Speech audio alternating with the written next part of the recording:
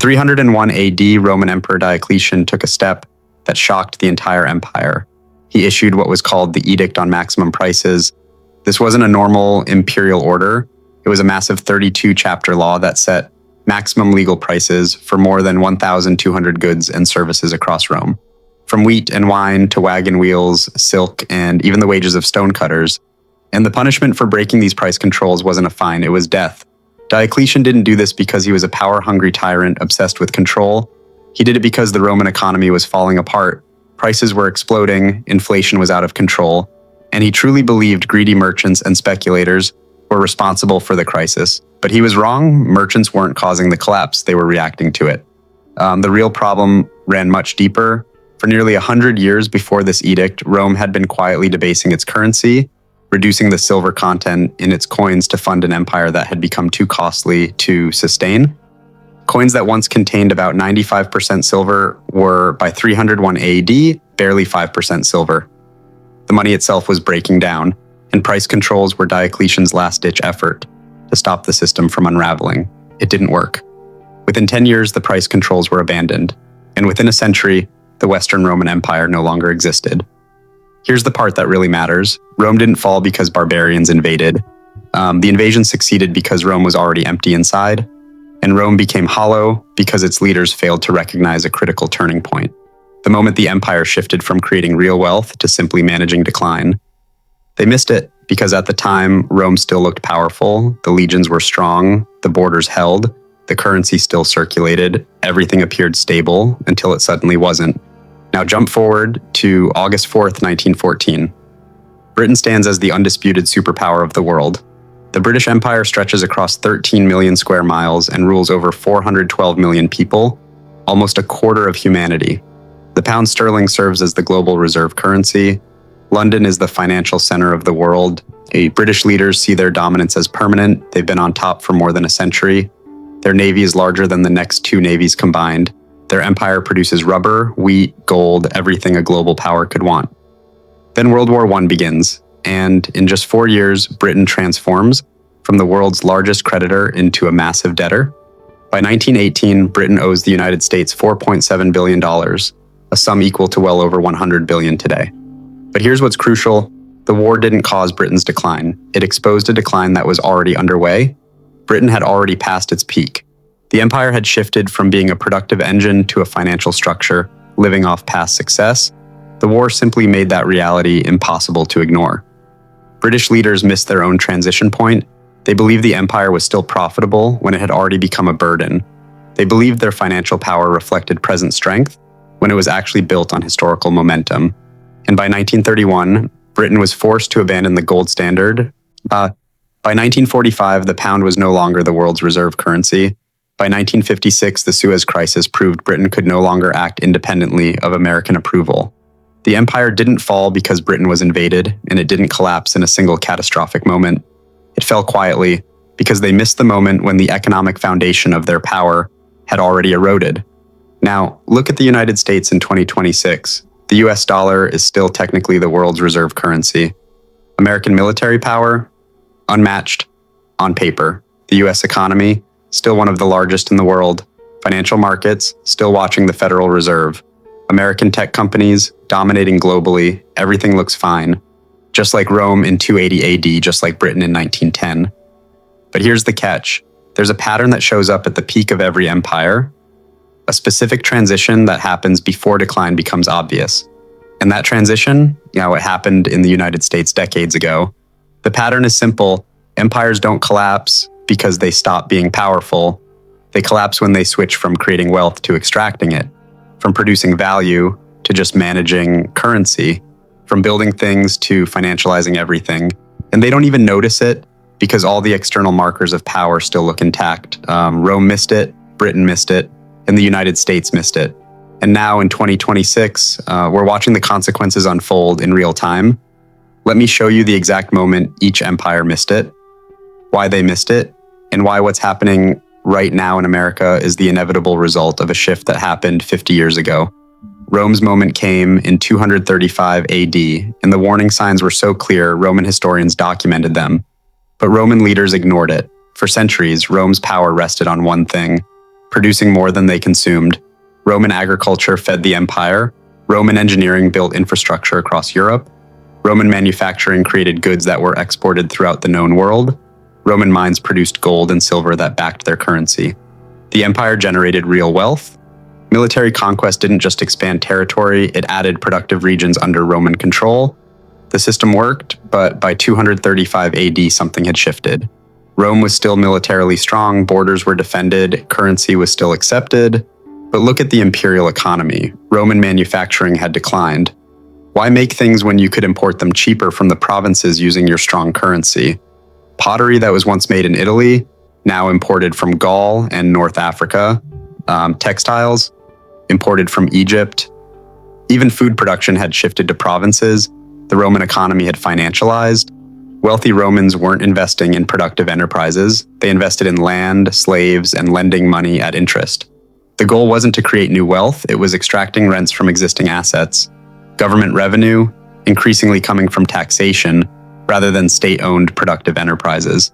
And that taxation, falling on a shrinking productive base because production had moved to the provinces, here's the trap Rome fell into. They had transitioned from a productive economy to a financial economy, but the cost hadn't disappeared. The army still needed to be paid.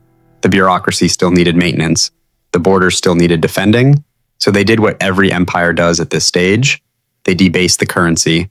In 235 AD, the denarius was still about 50% silver. By 268 AD, it was down to 5% silver. By 301 AD, when Diocletian issued his price controls, it was basically bronze with a silver wash. Roman leaders missed the transition point. They assumed their strong currency meant the economy was strong, but the currency was strong because of past productive dominance, not current productive capacity. By the time they realized, debasement was the only option left. And once debasement starts, it never stops until the currency is worthless.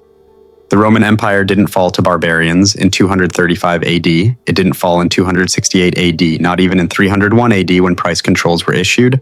The formal end came in 476 AD. But the empire was already dead at its peak. Leaders couldn't see it because armies, borders, and currency acceptance remained intact, even as the economic foundation rotted. Britain's moment came in 1870, and just like Rome, the warning signs were documented but ignored. In 1870, Britain was the workshop of the world. Manufacturing accounted for nearly 32% of global industrial production. Coal powered the world. Steel built railroads across continents. Textiles clothed millions. Ships carried global trade. Britain's power was built on production. They made things the world wanted, and better and cheaper than anyone else. But 1870 was the peak. Here's what changed. British industry stopped investing in productive innovation and started chasing financial returns. Why improve your factory when you could invest in railways in Argentina and earn guaranteed returns? Why develop new manufacturing techniques when you could lend money to foreign governments at high interest rates? Why make things when you could manage money? British capital flowed outward, not to build domestic productivity, but to earn returns abroad. Between 1870 and 1914, Britain invested more overseas than domestically. On the surface, it looked like strength. Britain was so wealthy it could fund other nations. The City of London was the financial capital of the world. The pound sterling was the universal currency. But underneath, something had shifted. Britain was transitioning from a productive economy to a financial economy. Manufacturing was declining, innovation was slowing, productive capacity was being overtaken by Germany and the United States. By 1900, the US had surpassed Britain in manufacturing output. By 1910, Germany had surpassed Britain in steel production.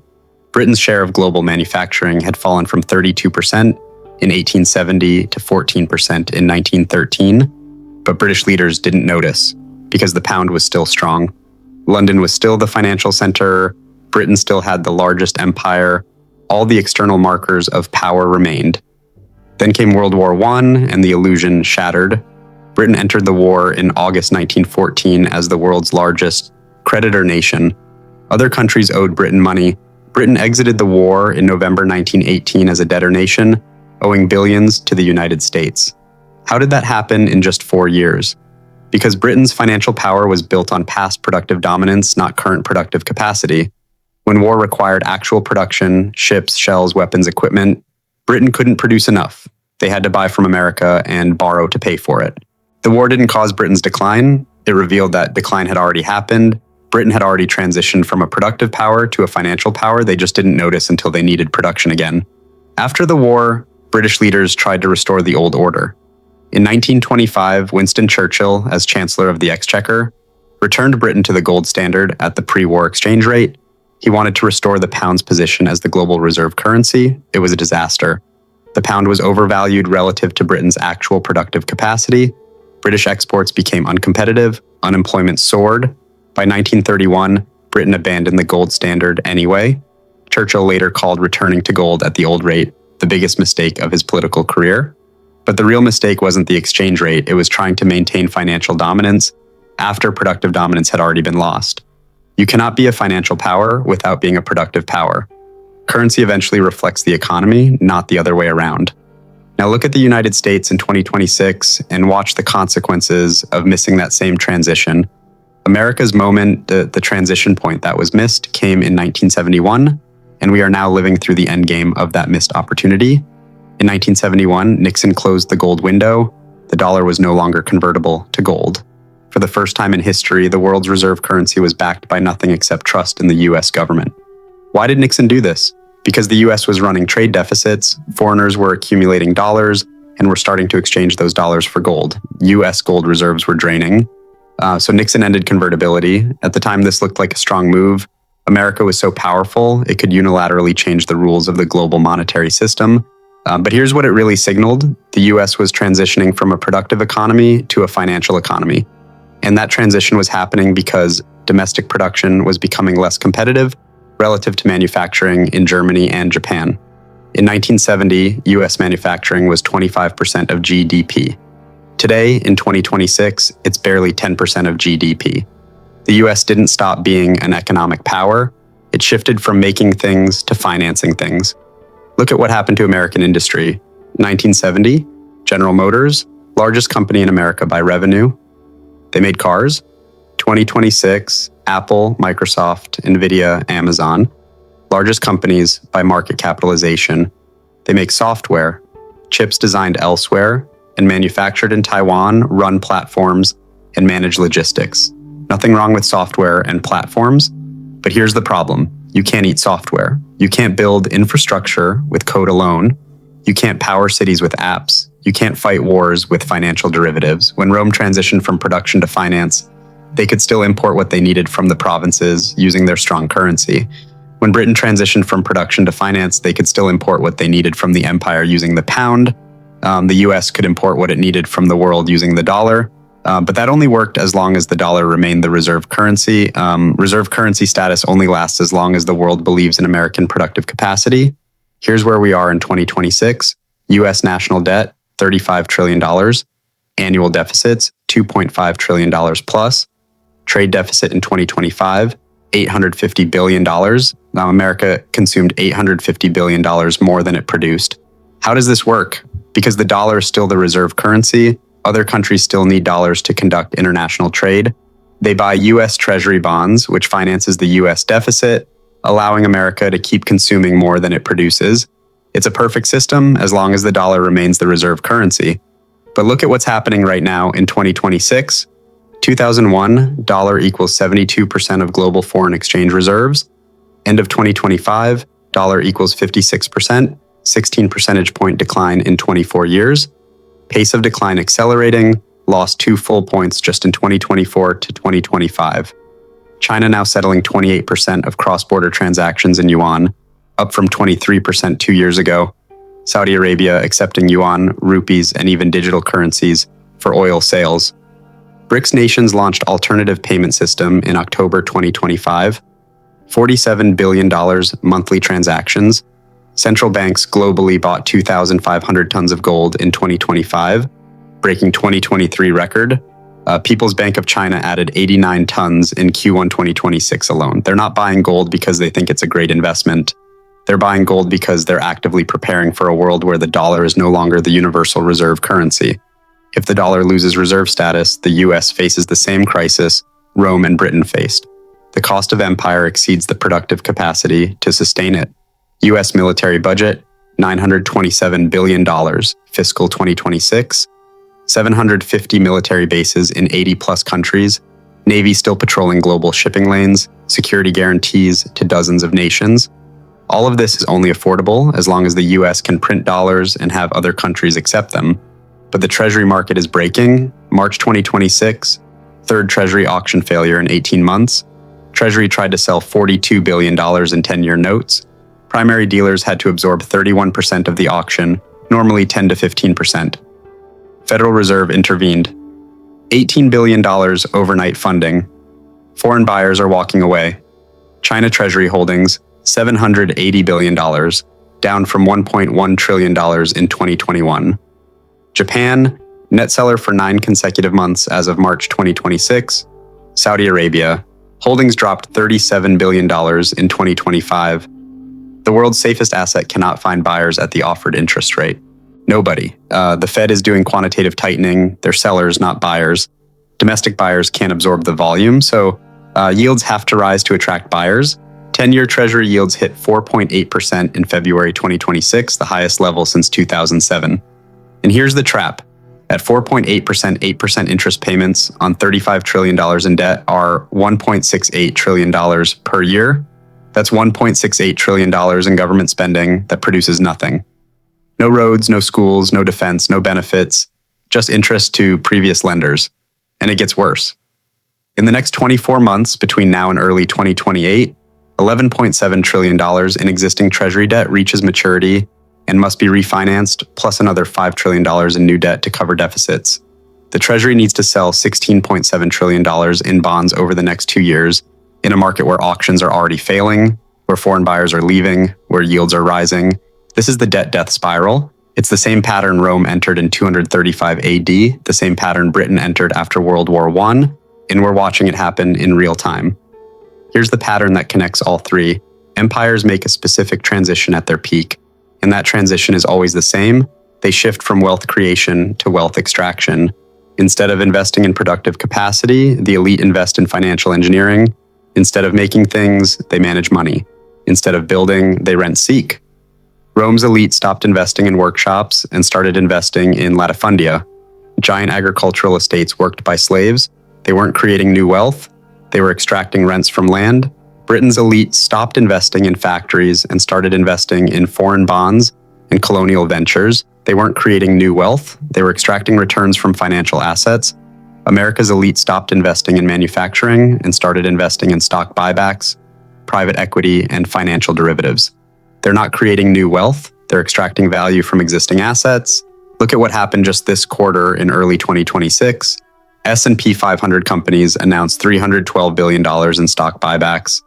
Meanwhile, manufacturing investment was $187 billion off. American corporations are spending more money buying back their own shares than investing in productive capacity. This is financialization in its terminal phase. And here's why this matters. When an economy transitions from productive to extractive, it can maintain the illusion of wealth for decades through currency manipulation. Rome did it for 150 years through debasement. Britain did it for 70 years through empire and sterling dominance. The US has done it for 55 years through dollar reserve status. But eventually the currency reflects the productive reality. And when it does, the adjustment is catastrophic. Rome's currency went from trusted medium of exchange to worthless metal in less than a century. Britain's pound went from global reserve currency to regional currency in less than 50 years. The dollar's transition is happening now, and it's happening faster than either previous example because information moves faster, capital moves faster, and alternatives exist that didn't exist in previous eras. When Rome's currency collapsed, there was no alternative empire to shift to. When Britain's pound lost reserve status, it took decades for the dollar to fully replace it. Today, in 2026, if the dollar loses reserve status, capital can shift to yuan, euro, gold, or digital alternatives in hours. The collapse won't take 150 years like Rome. It won't take 50 years like Britain. We're watching it happen in a time frame measured in years. And just like Rome and Britain, American leaders are missing the end game because they're focused on the wrong indicators. They look at stock market levels and think the economy is strong. The S&P 500 is still hovering near all-time highs as of March 2026. But that's not strength. That's investors fleeing from currency into any asset that might hold value. Rome's elite looked at grain shipments from Egypt and thought the empire was stable while the currency was collapsing. Britain's elite looked at the empire's geographic extent and thought their position was secure while productive capacity was eroding. They're all measuring symptoms of past dominance while missing the erosion of current capacity. Here's what American leaders should be watching, but aren't. The US trade deficit in advanced technology products, the things America is supposed to be dominant in, hit $245 billion in 2025. The US is running a massive trade deficit in the very sector where it claims technological leadership. US manufacturing capacity utilization is at 76.8%, meaning even with a dramatically reduced manufacturing base, factories are running below capacity. There's no surge capacity for crisis. If a real conflict emerges, say over Taiwan, and the US needs to rapidly produce weapons, vehicles, ships, there's no domestic capacity to do it. The US national debt is growing faster than GDP. In 2000, debt was 55% of GDP. Right now in 2026, it's 128% of GDP. Interest payments on that debt are projected to hit $1.7 trillion this fiscal year, more than defense spending, more than Medicare. This is the debt spiral. Once you're spending more on debt service than on productive investment, you're in managed decline. The only question is how long the currency holds up. And here's the mechanism that makes collapse inevitable. As productive capacity declines, debt increases to maintain living standards. As debt increases, more currency must be created to service it. As currency is created, its value relative to hard assets declines. As currency value declines, imports become more expensive. As imports become expensive, living standards decline. At that point, you're in the final stage, the choice between explicit default or currency destruction. Rome chose currency destruction through debasement. Britain chose managed decline through devaluation and loss of reserve status. The US is choosing the same path right now in 2026, and you can see it in Federal Reserve policy. In the last FOMC meeting in March 2026, the Fed kept rates unchanged despite clear signs of economic stress. Why? Because they can't raise rates further without triggering a government debt crisis, and they can't cut rates without reigniting inflation that's still running at 3.7%. They're trapped.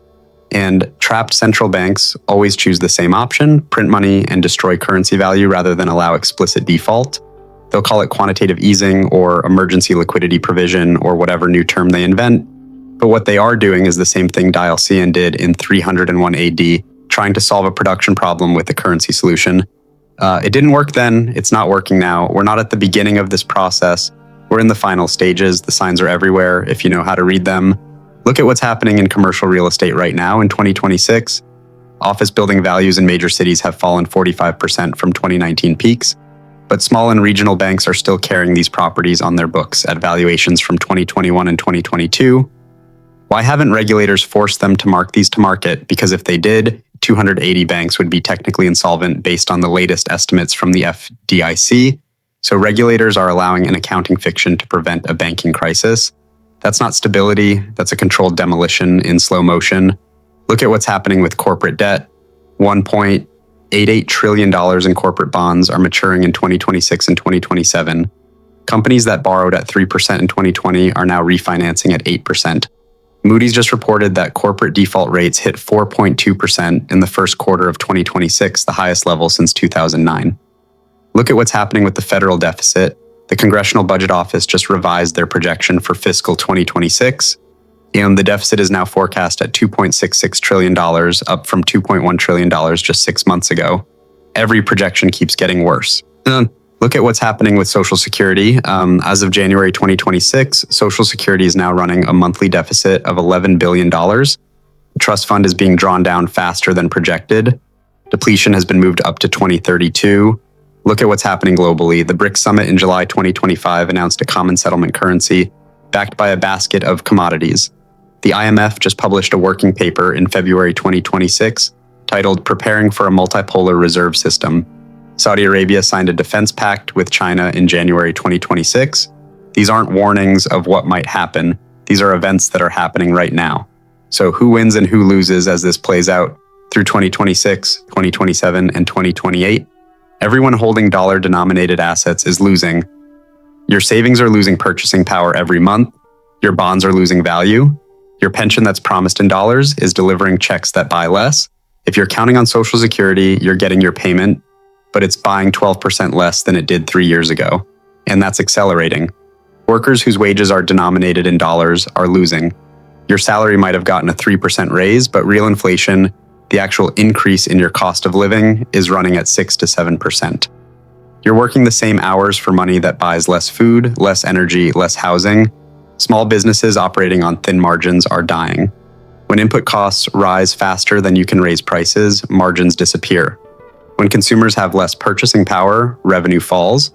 The number of small business bankruptcies in Q1 2026 was up 47% year over year. Middle-class families are being hollowed out. You have enough assets to lose something, but not enough to protect yourself. Your home equity looks stable nominally, but property taxes are rising while your actual purchasing power is falling. Your retirement accounts show numbers that look okay until you calculate what those numbers will actually buy. The government is losing control. They can print money, but they can't print trust. And right now, in early 2026, we're watching trust erode in real time. Treasury auction failures, credit rating agencies issuing warnings, foreign central banks diversifying reserves. But some people are winning, and they're winning enormously. Those who positioned in hard assets before 2024 are winning. Productive farmland has maintained purchasing power. Energy infrastructure, oil wells, pipelines, power generation has maintained value. Physical commodities are surging. Those holding gold are winning. Gold hit $2,380 per ounce in March 2026. That's not because gold suddenly became more valuable. It's because the dollar is becoming less valuable. Central banks understand this. That's why they bought 2,500 tons in 2025. Major corporations with pricing power are winning. Apple just raised prices across their product line by 8%. ExxonMobil is generating record profits. If you're a company that can raise prices faster than your costs rise, you win in an inflationary environment. The globally diversified are winning. Assets in multiple currencies, multiple legal jurisdictions, multiple countries. When the dollar weakens, other holdings offset it. But here's the brutal truth. For most people reading this in 2026, it's already too late to fully protect yourself. The time to position was 2022, 2023, 2024. When Rome's currency crisis became undeniable, people rushed to trade silver for goods. But by then, goods were scarce and expensive. When Britain's pound crisis became clear, capital fled to dollars. But by then, assets had already repriced. We're past the early warning phase, we're in the acceleration phase. The smart money positioned years ago, the institutional money is repositioning now. By the time this becomes obvious to everyone, the best positioning opportunities will be gone. And that's exactly where we are. Authorities are still saying everything is manageable. The Fed says they have tools to address challenges. The Treasury says debt is sustainable. Politicians say the economy is resilient. Just like Roman emperors said the currency was sound while debasing it, just like British leaders said the empire was secure while it was bleeding gold reserves, just like every authority at the peak of every empire that ever collapsed. They're not lying deliberately, they genuinely believe it, or they believe they have no choice but to say it because they are trapped by the same dilemma every empire faces at this stage. Admitting the problem triggers the crisis they're trying to prevent. If the Treasury admits the debt is unsustainable, Treasury auctions fail immediately. If the Fed admits they can't control inflation without crashing the economy, markets panic. If politicians admit Social Security is insolvent, retirees revolt. So they keep saying everything is manageable right up until it isn't. The moment that matters, the transition from productive to extractive, from creation to management, from building to financializing. That moment happened in 1971 when the dollar left gold and became pure fiat. It accelerated in the 1980s and 1990s when manufacturing left for Asia. It became irreversible in 2008 when the response to financial crisis was more financialization, not reindustrialization. We're now 55 years into this transition. Rome took 150 years from transition to collapse. Britain took 70 years. The US is tracking faster than either previous example because the modern financial system allows for faster capital movement and faster crisis propagation. We're not at the beginning of this process. We're approaching the end. And in 2026, the evidence of the end is everywhere. When central banks globally are buying gold at record pace, they're preparing for dollar devaluation. When China is operating alternative payment systems that processed 47 billion last month, they're preparing for dollar decline. When foreign holdings of treasury bonds fell by $387 billion in 2025, they're preparing for dollar loss of reserve status. These aren't theories. These are actions by sophisticated institutions with access to better information than almost anyone. And they're all preparing for the same thing. The moment Rome missed was when production left Italy for the provinces. The moment Britain missed was when production left Britain for Germany and America. The moment the US missed was when production left America for Asia. While thinking reserve currency status made that acceptable, it didn't. Reserve currency status is the result of productive dominance, not a substitute for it. And once productive dominance is lost, reserve currency status follows always, without exception. The time to prepare was years ago, but the second best time is right now in 2026, before this accelerates further through 2027 and 2028. Because history is absolutely clear. Empires at their peak always miss the transition. They always believe this time is different. They always think their dominance is permanent. And they're always wrong. Rome learned it, Britain learned it, and America is learning it right now. The only question is whether you'll learn it in time to protect yourself, or whether you'll be one of the millions who realizes too late that the system they trusted was built on foundations that eroded decades ago. We're not predicting collapse. We're watching it unfold. The data is public, the trends are clear, the historical precedents are exact, the moment has already been missed. Now we're just watching the consequences play out on a timeline that is accelerating with each passing month.